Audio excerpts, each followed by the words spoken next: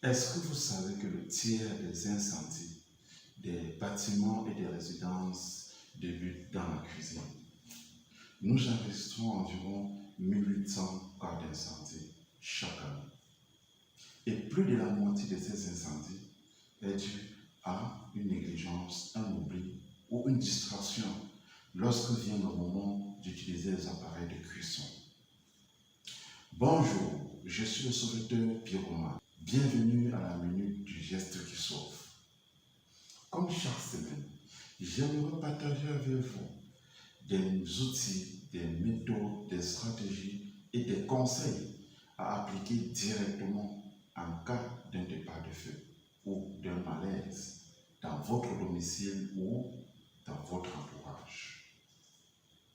Comment faire face à un départ de feu dans notre cuisine? Voulez-vous le savoir? Alors restez scotché.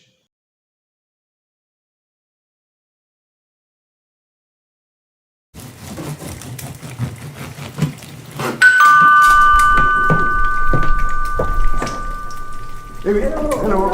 Ça va? Bien, ça. Tiens, je t'ai apporté un premier groupe. Ciao, ça va? Je vais aller bien. Ouais. C'est chouette de venir ce soir. Eh ben, ça sont cramés, hein, les gars. Ah ouais? Eh, c'est la cuisine! Attention!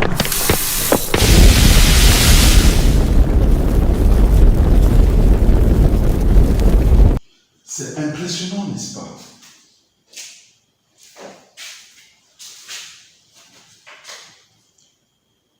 Nous vivons ce genre d'accident au quotidien dans nos domiciles et ceci cause de très gros dommages au logement. Et plus grave encore, sont des personnes qui, dans la plupart des cas, sont victimes de graves brûlures. Dans cette histoire, 2 erreurs ont été commises. Regardez.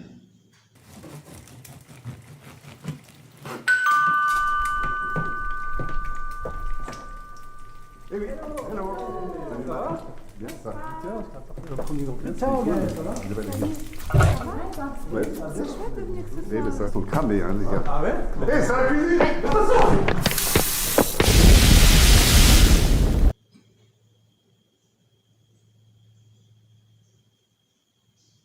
Avez-vous constaté les 2 erreurs? 1. Il est extrêmement dangereux de laisser une poêle sans surveillance sur une cuisinière allumée. L'huile surchauffe et atteint 250 degrés. À cette température-là, l'huile prend feu tout seul, sans qu'on ait besoin de l'allumer.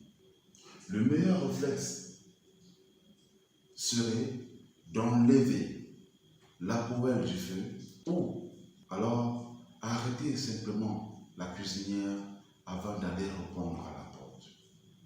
Deuxième erreur, il ne faut jamais, je dis bien jamais, éteindre un feu d'huile ou d'hydrocarbures avec de l'eau. Parce que sous l'effet de la chaleur, l'eau s'évapore et forme une boule de feu composée de fines gouttelettes d'huile enflammée. Donc, le meilleur réflexe dans ce genre de situation serait d'éteindre le feu avec un couvercle ou un linge sec. Regardez. Yes! Ce n'est pas difficile. Il suffit de ne pas avoir peur. Je vais vous expliquer. Pour qu'il y ait feu, il faut 3 éléments. Un combustible, dans notre cas c'est de l'huile. Un comburant, qui est l'oxygène, communément appelé de l'air. Et une source de chaleur, qui est chez nous une cuisinière. Ces 3 éléments doivent être simultanément associés pour qu'il y ait feu. On appelle le triangle de feu. Donc, pour éteindre du feu, il suffit de soustraire l'un des éléments. Dans notre cas, nous avons soustrait de l'oxygène. Nous avons procédé à une extinction de feu par étouffement.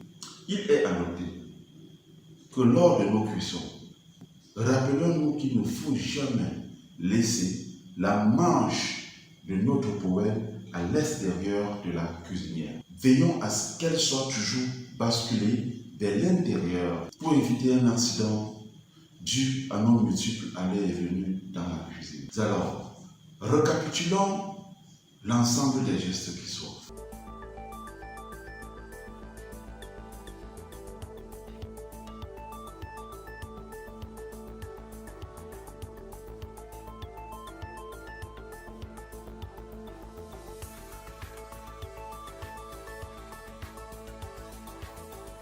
Et les gestes à ne surtout pas faire.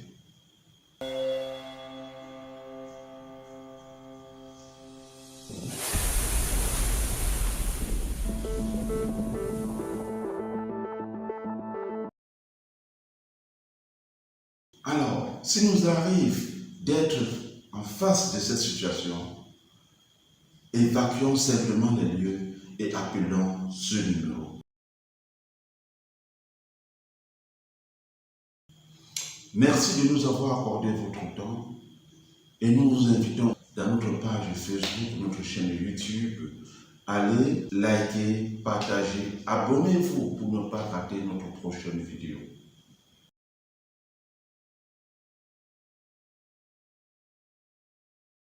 Rien ne vaut la vie. C'était le sauveteur Pyromane.